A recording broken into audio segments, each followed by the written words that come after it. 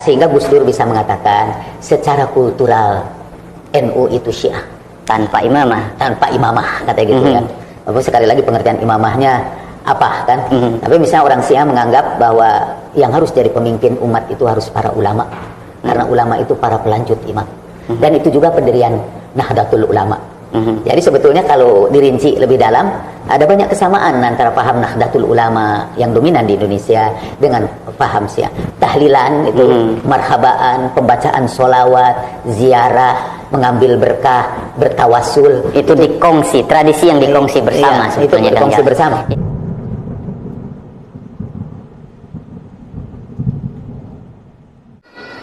Aswaja sufi meniru-niru Syiah ataukah sebaliknya?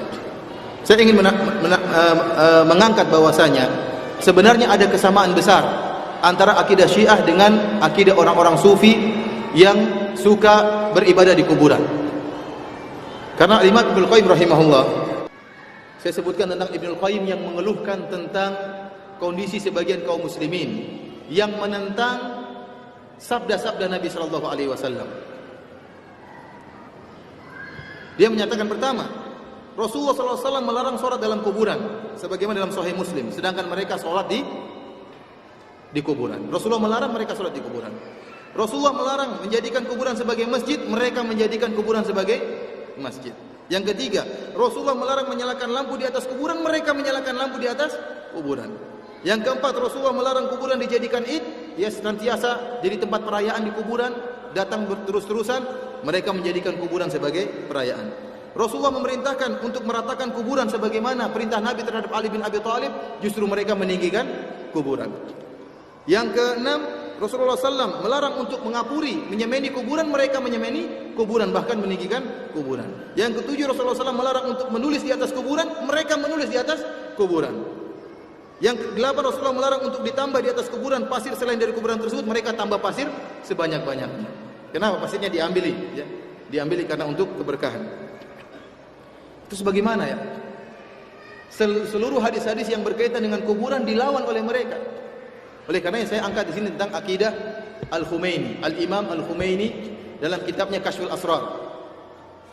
Antum bisa lihat halaman 84. Jadi kitab Kashful Asrar ini ada dua penerjemahan karena ditulis dalam bahasa Parsia. Penerjemahan pertama diterjemahkan oleh orang-orang Ahlus Sunnah wal Jamaah. Tentunya mereka dalam keadaan amanah tatkala menerjemahkan kitab Kashful Asrarnya Al-Imam Al-Khumaini, ya. Tetapi penerjemahan tersebut tidak diakui oleh orang Syiah. Mereka mengatakan ada sedikit penyelewengan dalam penerjemahan tersebut. Akhirnya mereka sendiri yang menerjemahkan kitab Kashful Asrar dalam bahasa Arab. Yang saya nukil depan antum ini adalah penerjemahan orang Syiah. Jadi jangan antum bilang itu orang karena pernah terjadi dialog, ya. Akhirnya kalahlah debat Ahlus Sunnah tatkala dikatakan, kamu tahu enggak Kashful Asrar itu ditulis pakai bahasa Arab? Bahasa apa? Ya bahasa Iran. Yang kamu pegang bahasa Arab, berarti bukan. Ternyata ini ada penerjemahan resmi yang menerjemahkan juga orang Syiah sendiri. Yang jadi saya nukil, yang saya scan itu di hadapan antum halaman 84 itu adalah terjemahan orang-orang Syiah sendiri terhadap kitabnya Al-Khumaini Kashful Asrar. Apa akidah Al-Khumaini? Dia menyatakan meminta kepada makhluk bukanlah kesyirikan selama meyakini bahwasanya makhluk tersebut bukan Tuhan pencipta, tetapi telah diberi kekuatan oleh Allah Subhanahu wa taala. Jadi antum minta kepada siapa saja, pada jin, kepada siapa saja antum minta, ya, selama antum tidak meyakini itu Tuhan, maka itu bukan syirik. Bahkan dia mengatakan meminta kepada mayat bukan kesyirikan, bahkan minta kepada batu bukanlah kesyirikan. Dia mengatakan di sini,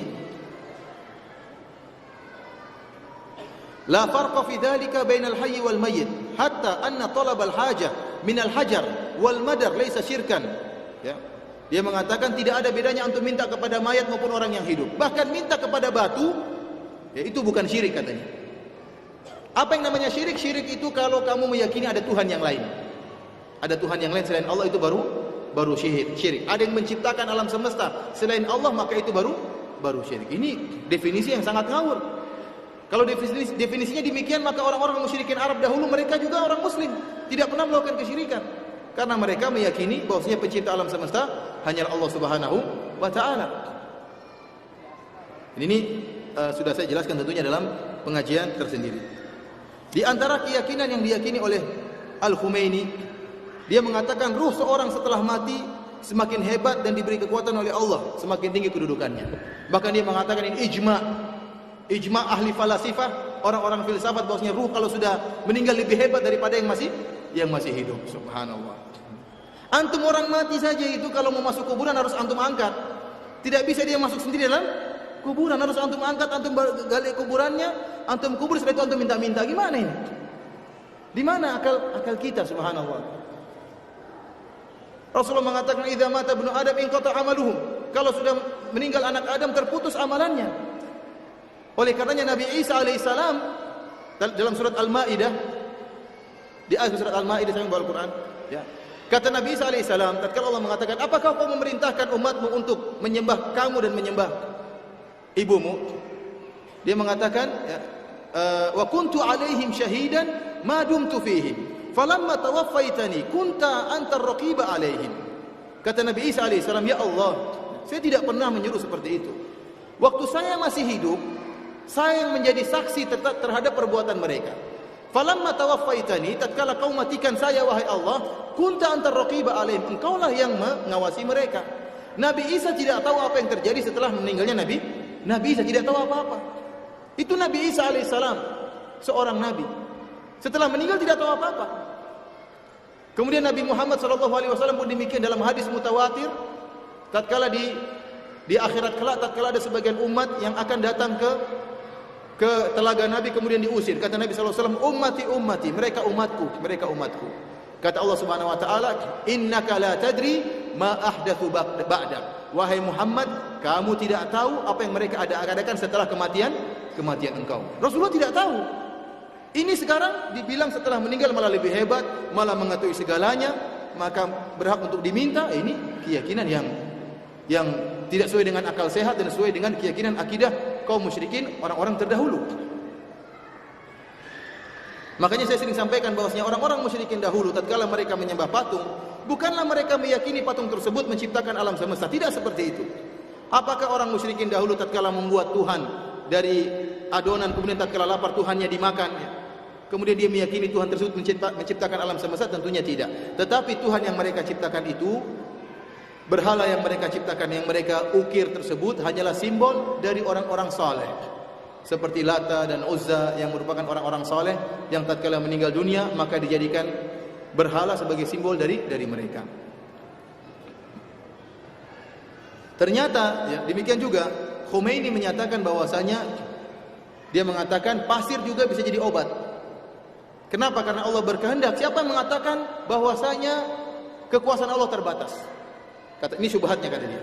Kalau Allah berkehendak, maka Allah akan jadikan pasir